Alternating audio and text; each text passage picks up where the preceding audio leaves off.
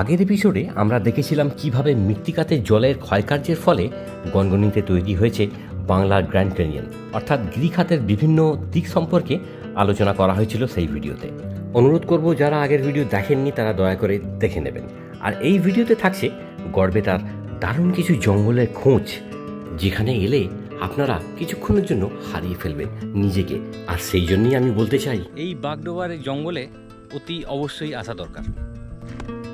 আর সেই জঙ্গলের সাথে সাথে থাকবে বেশ কয়েকটি স্বনামধামী মন্দিরেরও খোঁজ, যেখানকার পবিত্রতা সত্যিই এক আলাদা মাত্রার। ভিডিওটার মধ্যে অনেক কিছুই থাকছে, তাই স্কিপ না করে দেখবেন কিন্তু।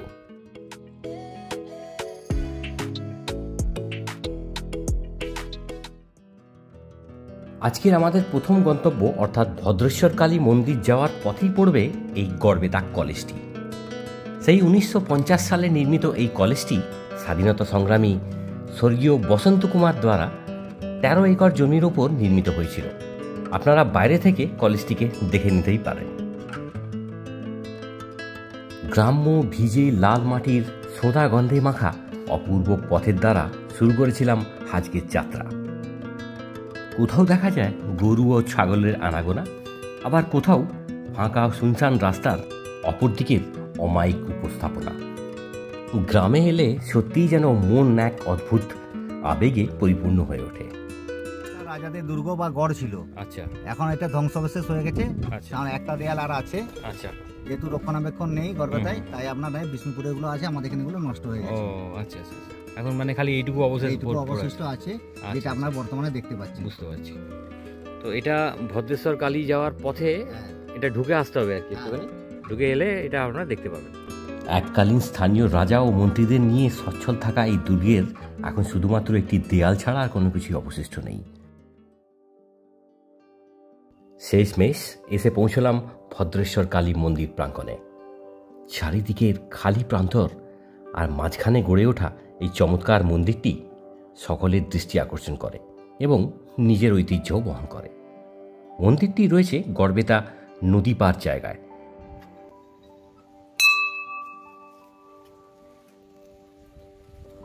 সেই নদীর পাড়েও আপনাদের নিয়ে যাব।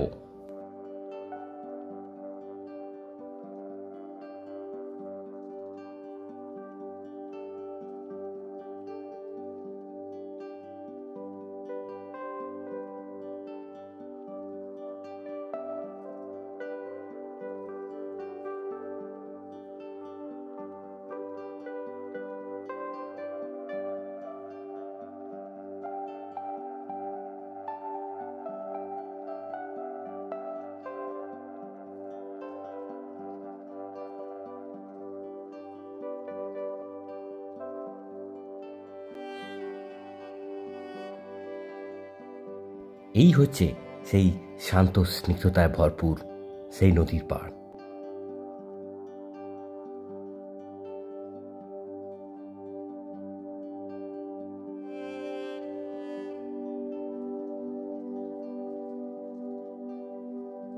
এই নদীতে একটা ছোট ড্যামও আছে। আর দেখুন তো, দূরের ওই ছোট্ট মন্দিরটি কি অমায়িক লাগছে।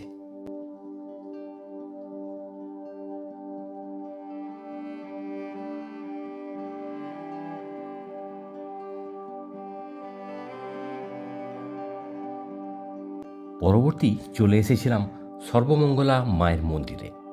ভিডিও স্টার্টিংয়ে আমি বলেছিলাম যে এখানকার মন্দিরগুলোর মধ্যে কিন্তু এক আলাদাই ভাব আছে, আর তা তো হবেই। মন্দিরগুলো নিজেদের মধ্যেই অনেক ইতিহাস যে বহন করছে। রাজা বিক্রমাদিত্য সেনাপতি এই এতটা পর্যন্ত যেটা রাস্তা থেকে, মানে এখন তো রাস্তাটা নিচে ছিল, এতটা পর্যন্ত পাঁচিলটা দিয়েছিলেন। আচ্ছা, তারপর এটা যেটা এটা পরে হয়েছিল আর কি। আরো করা হয়েছে পরে। আচ্ছা আচ্ছা। দেখলে আপনি ভিতরে আসুন, দুটো কালার আলাদা, এখান থেকে ভালো করবেন। ওই গেরুয়া কালার যতটা আছে না, এটা আপনার রাজার বিক্রমাদিত্য। এটা তাও এইটা হচ্ছে আপনার নাম হয়ে গেছে। আচ্ছা, ওটা কি মন্দির? এটা মায়ের আসল মন্দির, এটা নাট মন্দির। আচ্ছা, ওইটা মায়ের আসল মন্দির, এটা নাট মন্দির। আচ্ছা আচ্ছা, ওকে ওকে।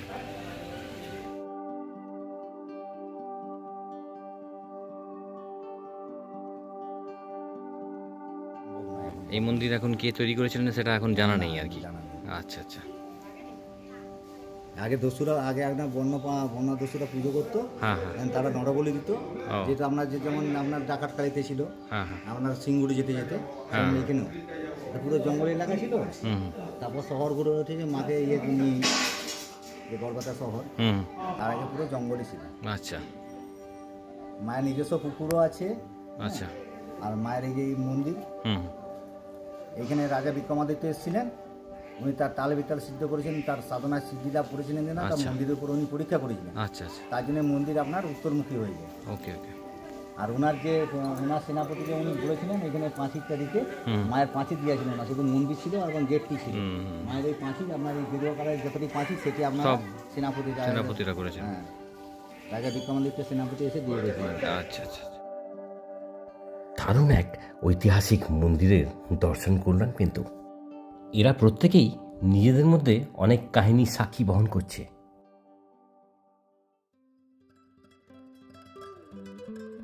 কয়েকটি ঐতিহ্যপূর্ণ মন্দির দেখার পর এবার কিন্তু পালা ছিল গড়বেতার বিশেষ এক আকর্ষণকে স্বচক্ষে দেখার ভাগ্য। এখন যাচ্ছিলাম আমরা বাগডোয়ার জঙ্গলকে এক্সপ্লোর করতে। আর এইটুকু বলতেই পারি যে এই টোটো জঙ্গল সাফারিটা সকলেরই দারুণ লাগবে। এমনিতেই ল্যান্ডস্কেপ যেন নর্থ বেঙ্গলের কোনো এক জায়গার গান গাইছে। মেইন হাইওয়ে থেকে আপনাদের রাইট সাইডের অফ রোডের দিকে টার্ন নিতে হবে বাগডোবা যাওয়ার জন্য।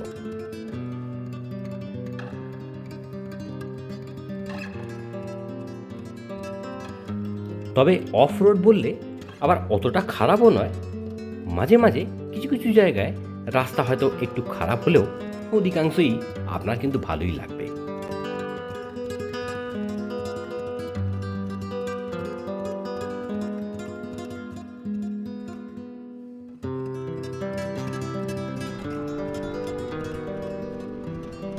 বেশ খানিকটা পথ অতিক্রম করার পরেই কিন্তু আপনারা ডিপ ফরেস্টের মধ্যে ঢুকে যাবেন।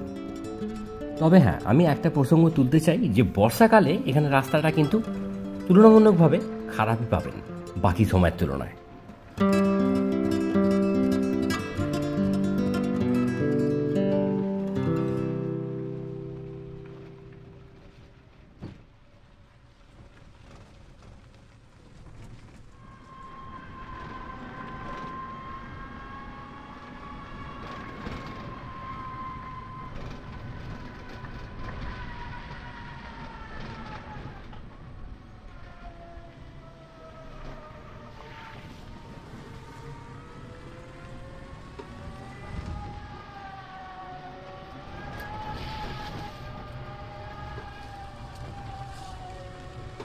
ভাই হাই রোড দিয়ে যখন যাচ্ছিলাম তখন তো মানে ভালোই জঙ্গল এবং পাশ দিয়ে হাই রোড যাচ্ছিল। এইবার আমরা ঢুকে গেছি, এরা মনে হচ্ছে এবার ডিপ ফরেস্টের মধ্যে ঢুকছি। তো জলে জঙ্গল, First- জলে জঙ্গলে, জলে জঙ্গলে তো এইবার দেখুন এখানটায় একবার মা দিকে দেখুন, জলে জঙ্গল, যেটা আপনি ইয়াতে পাবেন সুন্দরবনে দেখায়। দেখুন দেখুন জলে জঙ্গল, সেই সুন্দরবনের মতন একদম। এটা আপনার এই যে জায়গাটা পাস হচ্ছে, আপনি আপনি গ্রাম আছে এখানে এখানে দাম কোথায় পাবেন, শুধু জঙ্গল। না না এই যে এলো ওদিক থেকে ও না না, ওটা তো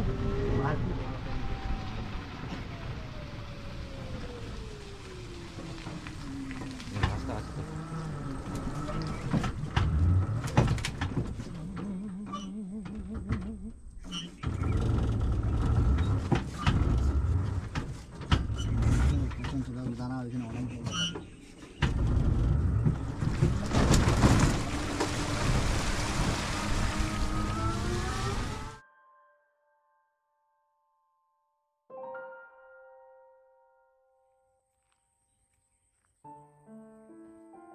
শান্ত, পবিত্র এবং অপূর্ব এই জঙ্গলের মধ্যে চুপচাপ বেশ খানিকক্ষণ কাটানোটা যেন আজকের দিনে হাতে চাঁদ পাওয়ার মতো। দৈনন্দিন একঘেয়ে জীবনকে কিছুটা সময়ের জন্য একটুখানি দূরে সরিয়ে রাখতে দেখবেন এই জায়গাটা এসে একটুখানি দাঁড়াবেন, একটুখানি নিজের জন্য সময় দেবেন, দেখবেন এক অন্য জগতে চলে গেছেন।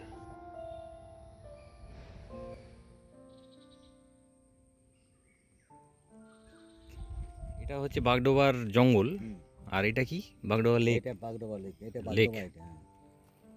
এখানে সারা বছর হ্যাঁ, সারা বছর জল থাকে, সারা বছর জল থাকে। খাওয়ার জন্য এটা আরো ভালো করে জল রক্ষণা করা হয়েছে, যাতে গার্ড দেওয়া হয়েছে সাইডে, আচ্ছা। ওই যে পাঁচিল দেওয়া আছে না, এই হুম। পাথর দিয়ে দিয়ে হুম। আমাদের এখানে এই জিনিসগুলো পাওয়া যায়, আচ্ছা, আচ্ছা, আচ্ছা। স্টোনটা পাওয়া যায় এখানে পাঁচিল দিয়ে বাঁধানো হয়েছে ওখানে। হুম। যাতে জলটা রাখা যায় আর কি। হ্যাঁ, আমাদের ওই পাশটা এই যে এইগুলো বাঁধানো হয়েছে যাতে জলটাকে ধরে রাখা যায়। সারা বছর জল এখানে বর্তমান।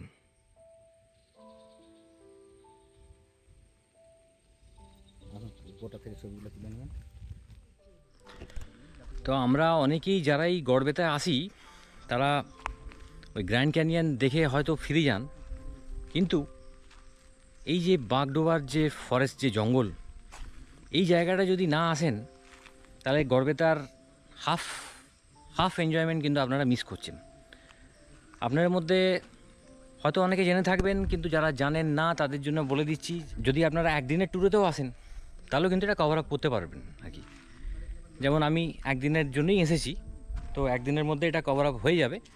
আপনাদেরকে খুব সকাল সকাল বেরোতে হবে, আর খুব টাইমিং অনুযায়ী সমস্ত কিছু কভার আপ করলে, সব কিছু প্যাকড আপ করলে, আমি সেটা যেভাবে আমি দেখিয়েছি সেভাবে আপনারা যদি কভার আপ করেন তাহলে কিন্তু সমস্ত কিছু আপনারা একদিনের মধ্যে কভার আপ করে নিতে পারবেন।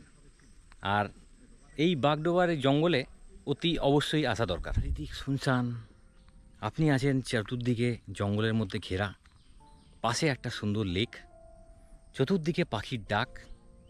কখনো মনে হয় যে কোনো বন্য জন্তুর হয় যদি কোনো আনাগোনা, তাহলে ব্যাপারটা আরও জমে ওঠে। কিন্তু কথাটা হচ্ছে যে বন্য জন্তুদেরকে আমরা আজকে অনেকখানি পরিমাণে তাদের যে বসবাসের জায়গা, উপযুক্ত যে জায়গা, তা কিন্তু আমরা অনেকখানি পরিমাণে ক্ষতি করেছি আর কি।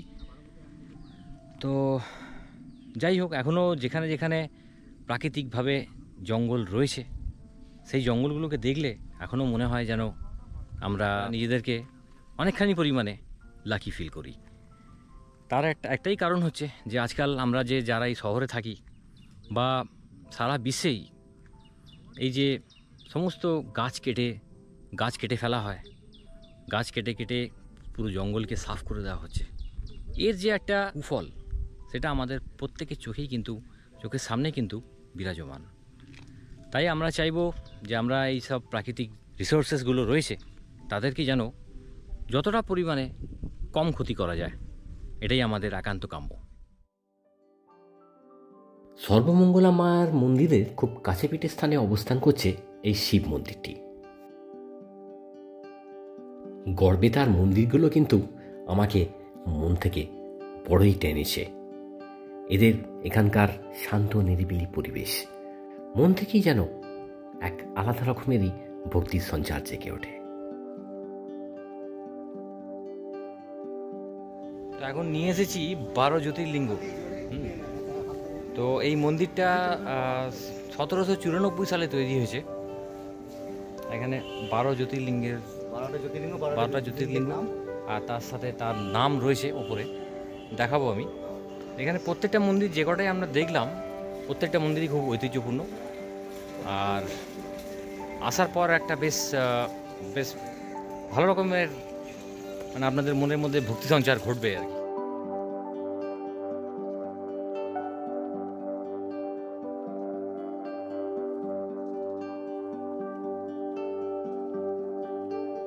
শ্রী সোমনাথ, এটা হচ্ছে শ্রী শ্রী মল্লিকার্জুন স্বামী, শ্রী মহাকাল, শ্রী অমরেশ্বর, এটা হচ্ছে শ্রী শ্রী বৈদ্যনাথ, শ্রী ভীমশঙ্কর, হচ্ছে রামেশ্বরম, এটা হচ্ছে নাগেশ্বর, এটা হচ্ছে বিশ্বেশ্বর ঐকিম্বেশ্বর, এটা হচ্ছে শ্রী শ্রী কেদারনাথ, আর শেষে রয়েছে শ্রী শ্রী ঘোষণেশ্বর। মন্দিরের সামনে খুব সুন্দর একটা পুকুরের ঘাট রয়েছে, এখন একদম জল থই থই করছে ঘাটেতে। পানা ভর্তি হয়ে গেছে, নাহলে পুকুরটা পুরো পরিষ্কার পানা ছিল। ভর্তি, নাহলে এমনি সারা বছর পরিষ্কারই থাকে।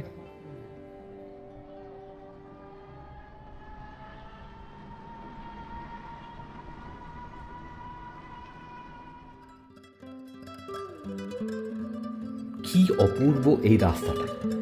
রাস্তা দেখতে দেখতে আমি একটা কথা সকলকে পুনরায় মনে করিয়ে দিতে চাই যে আমার গনগনি এপিসোডটা যদি এখনও সবাই না থেকে থাকেন তাহলে দয়া করে একবার দেখে নেবেন। লাইক এবং কমেন্টস করতে নিশ্চয়ই আবার মনে করিয়ে দিতে হবে না। গড়বেতা কিন্তু পশ্চিম মেদিনীপুরের এক অসম্ভব সুন্দর জায়গা। যারা একদিনের কোথাও যেতে চাইছেন তারা অতি অবশ্যই চলে আসবেন। কলকাতা থেকে মাত্র 4 ঘন্টার মধ্যে এত প্রাকৃতিক, ঐতিহাসিক এবং অপূর্ব জায়গা সত্যি যার পরিচিতি আরও অনেক অনেক গুণ বাড়া উচিত। অবশ্যই প্ল্যান করে চলে আসবেন কিন্তু এই গড়বেতায়।